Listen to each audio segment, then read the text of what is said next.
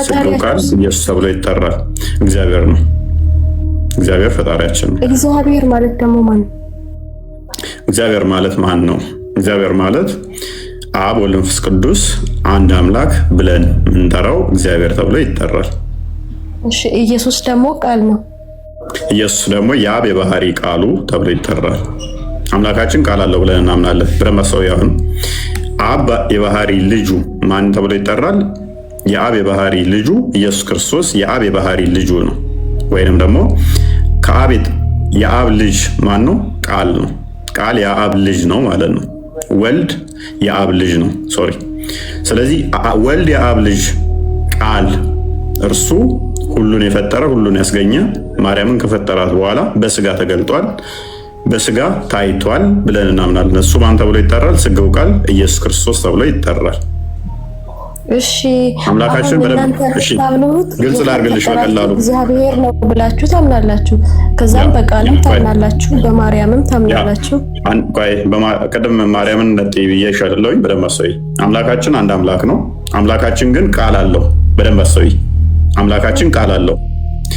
አምላካችን ቃል አለው። አምላካችን ሕይወት አለው። ሕይወት አለው፣ ቃል አለው። በደንብ አስተውይ። አምላካችን ምን አለው አልኩሽ? ቃል አለው አልኩሽ አይደለ? እሺ አምላካችን ሕያው ነው፣ ሕይወት አለው አልኩሽ አይደለ? ስለዚህ ቃሉን ምን ብለን እንጠራለን? የአብ ልጁ። ቃሉ ፍጡር አይደለም ብለን እናምናለን። የአብ ልጅ ነው ብለን እናምናለን። የባህሪ ሕይወቱን ደግሞ ማን ብለን እንጠራለን? መንፈስ ቅዱስ ብለን እንጠራለን። የአምላካችን የአብ የባህሪ ሕይወቱን መንፈስ ቅዱስ ብለን እንጠራለን። የአብ የባህሪ ቃሉን ደግሞ ወልድ ልጁ ብለን እንጠራለን። ስለዚህ ሶስት አካል ስንል ቃሉን፣ ልቡን ወይንም ደግሞ አብን እና ስንፋሱን ወይንም ደግሞ መንፈስ ቅዱስን ነው። አንቺ አላህ አለ አይደል? አላህ አለ አይደል? ወይ ማርያምን ታያት አላህ አለ አይደል? አንቺ ጋር እሺ አላህ አለ አይደለ? አላህ ቃል አለው የለውም? አላህ ቃል አለው የለውም? እኔ አላቅም ብዬሃለሁ። ማለት እኔ የትኛውን ሃይማኖት እርግጠኛ አድርገህ ካሳየኝ ያምን በቀላሉ ላስረዳሽ። አላህ ቃል አለው ተብሎ የሚታመነው ቃል ከሌለው ዲዳ ነው የሚሆነው። ቃል የለውም ካልሽ ዲዳ ነው።